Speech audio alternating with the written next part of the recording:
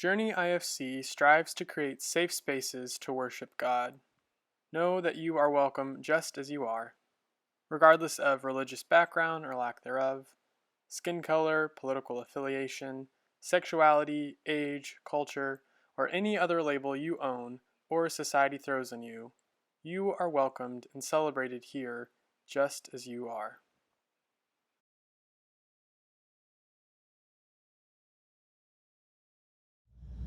Hi, my name is Susan. I'm doing the reading today. Our reading today comes from the book of Judges, chapter 4. We will focus on two persistent women named Deborah and Jael. That works. I'll not say it. Yeah, you will forgive me for any stumbling on these words. There's some big ones. Her name is pronounced y'all. Y'all? No!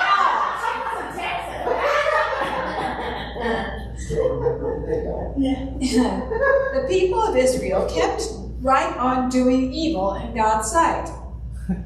With Judge Ehud dead, God sold them off to Jabin, king of Canaan. Sisera was the commander of the Canaanite army. The people of Israel cried out to God because Sisera had cruelly oppressed them with his 900 iron chariots for 20 years. Deborah was a prophet, the wife of Lapidoth. She was judge over Israel at that time. She held court under Deborah's palm between Ramah and Bethel in the hills of Ephraim. The people of Israel went to her in matters of justice. Deborah sent for Barak and said to him, "It has become clear that God, the God of Israel, commands you. Go to the Mount of Tabor and prepare for battle. Take 10 companies of soldiers from Naphtali and Zebulun.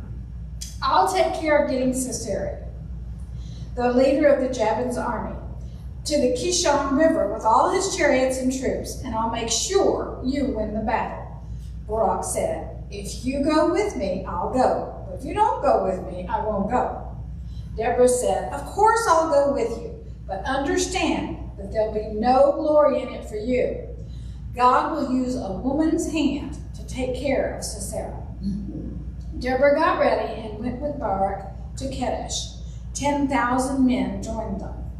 Sisera immediately called up all his chariots to the Kishon River, 900 iron chariots, along with all his troops who were with him. Deborah said to Barak, "Charge! This very day God has given you victory over Sisera. Isn't God marching before you?"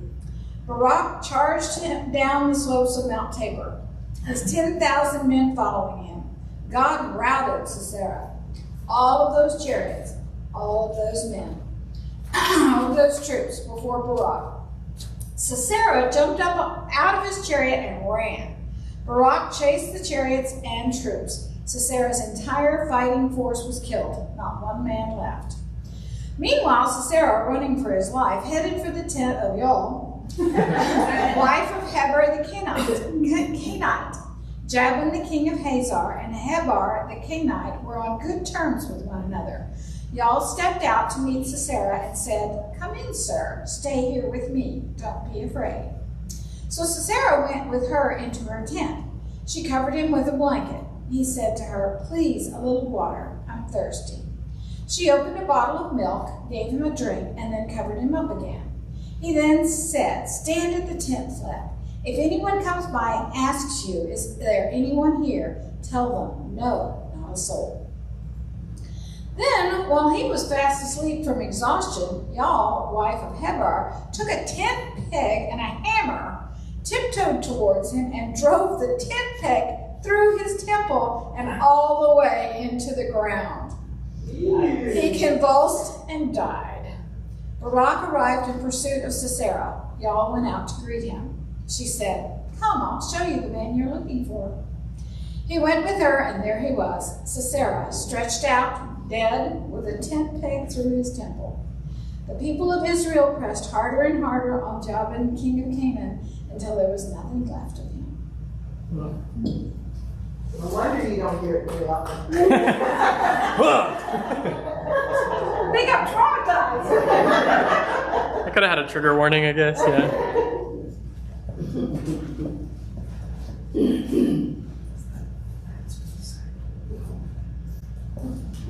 Yeah, that's a good story right there. That's a juicy one. Thank you, Susan. And sorry, it has the hardest names, and I tried to edit back how many hard names were in that text, because there was more, and yes. So thank you for doing that. You did an amazing job. Thank you. Yes, good job, Susan. So today we started with a song that was called Not Ready to Make Nice, which was a pretty powerful song as well. It was written by the Chicks and performed by the Chicks, who were formerly known as the Dixie Chicks. And this was in response to a period in time, you may remember it, growing up in Plainview, Texas. They're Texas-based. They were in Lubbock at that time, I believe. They came out and said something against President Bush, and they said they were ashamed that the president was from Texas. And they got blacklisted because of that. And they got a lot of hate mail, and they got a lot of death threats because of what they said against the president. And so because they were blacklisted and they couldn't perform and they couldn't get in these albums, they couldn't get songs out, they met with this man named Dan Wilson to try to figure out, what do we do to process this? How can we get music back out there in response to all of this troubling stuff that's going on, all these death threats? And so Dan Wilson said, well, we could make something about, why don't we all get along, why can't it be like that? And they were like, no, that's not what we want to sing. That's not what we want. And he said, well, how about we say that you're not ready to make nice? And so Dan Wilson says that he got this from his mother, and he says that she would say this often whenever he was being a frustrating teenager. But Dan Wilson offered this up, and the Chicks loved it. They said, yeah, we're not ready to make nice yet. And so this song served as a bit of therapy, and actually that entire album was a bit of therapy. It helped them get back into the game. And it was interesting. One of the lines in there says, shut up and sing or your life will be over. And that's referring back to those death threats.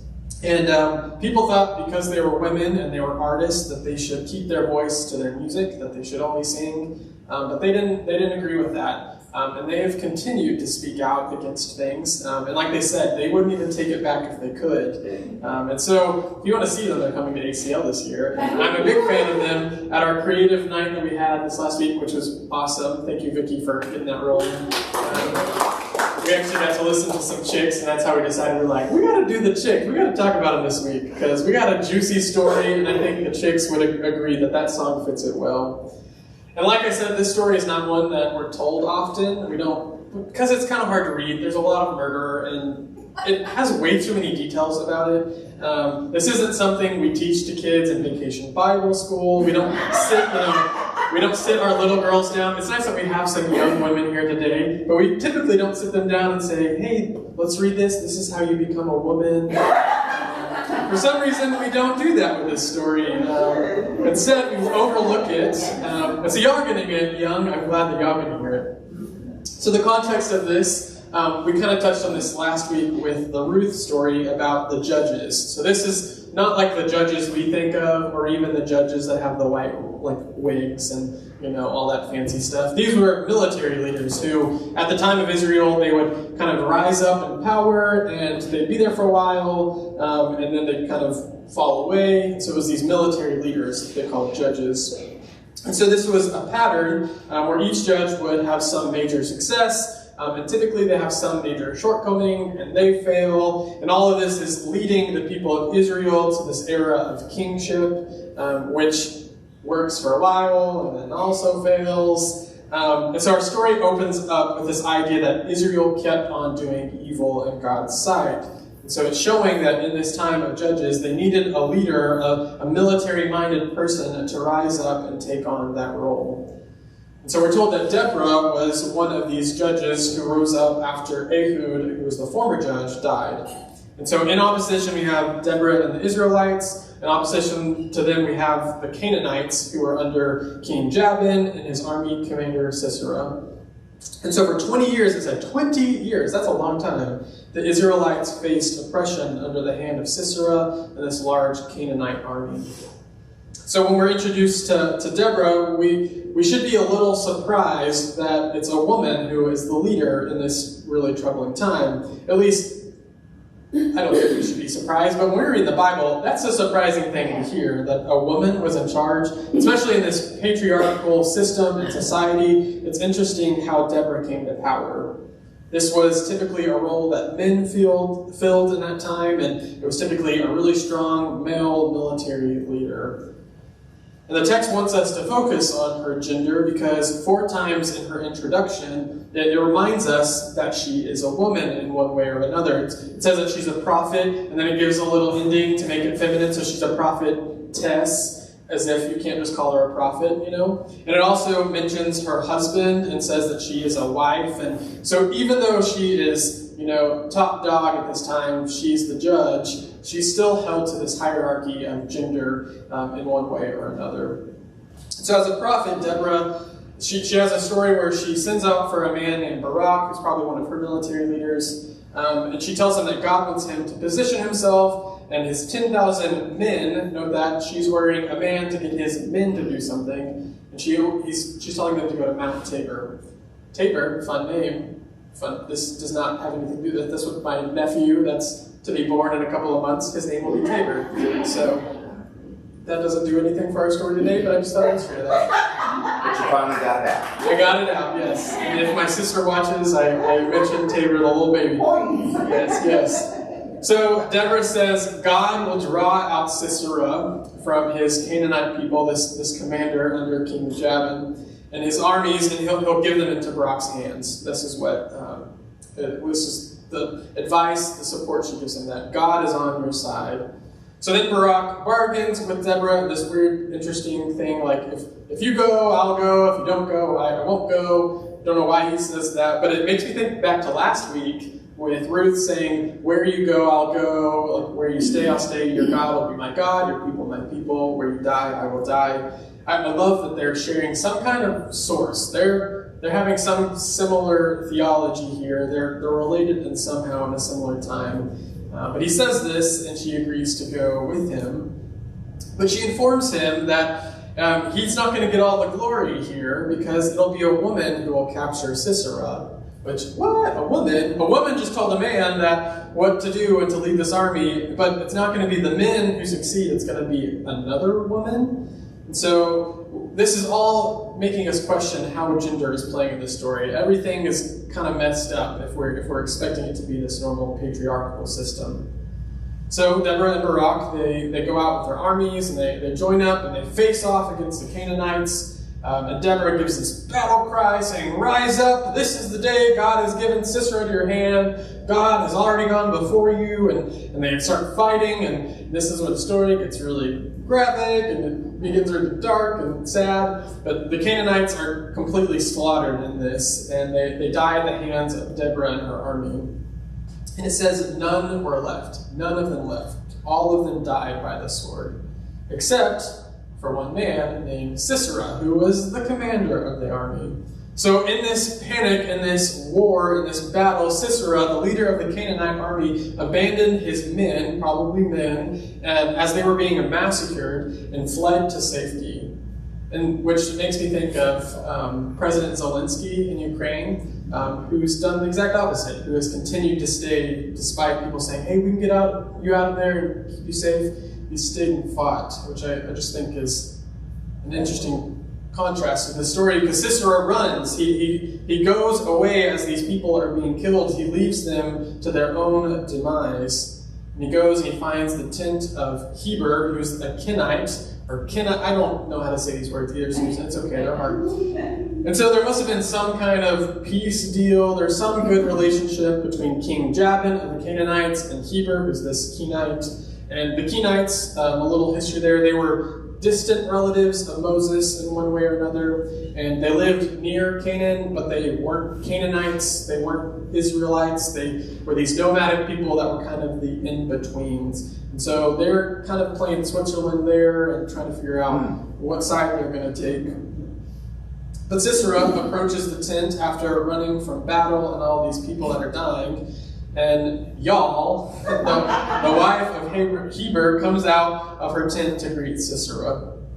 So Jael begins the customary acts of hospitality. She welcomes in Sisera and tells him to have no fear. I don't know about that. So Jael brings Sisera into her tent and she covers him with a rug. And so you may be thinking, yes, this does have some weird sexual undertones that are supposed to be there in a way. This man and this woman are alone, and he enters her tent, and this is Jael's domain. And in her domain, she offers hospitality like women at this time were expected to do. And Sisera at this point asks for a drink, and Jael provides him with some milk and tucks him in for sleep, for bed. And so this seemingly sexual relationship turns into this mother-child relationship, which makes it even stranger, and this power dynamic is flipped. And we start wondering, who's really in charge here? Is it this man who came in, or is it this woman who's in charge of her own home? So Sisera tells Jael to keep watch. But little did he know, Jael was the one that he needed to keep watch over, because soon enough, he falls asleep, and Jael enters her own tent and takes her own supplies, her tent peg and her hammer, things that nomadic people would have to put up their tent. And again, this gets a little graphic, and in this story it was very graphic. Jael drives a stake through Sisera's head, which is such a plot twist, and it's crazy that this woman kills this military leader, ran away. And it's interesting because Jael in this moment has to risk her life by taking this role. She risked her life in taking down this oppressive commander of the Canaanite army. But why did she feel called to kill him?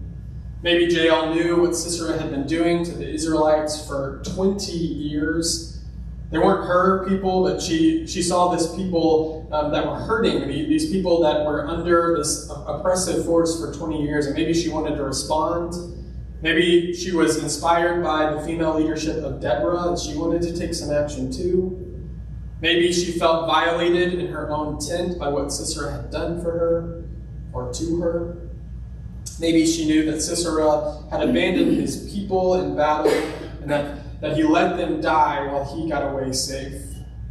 I'm not sure why. I don't know why she decides to take on this role, but she does, and she kills Sisera. And this was a risky play on her part. Because if she were to fail, right, she would have put her own life in danger. And then she would have put all of her people, the Kenites, and then beyond that, she would put the Israelites in even greater danger. But she's successful.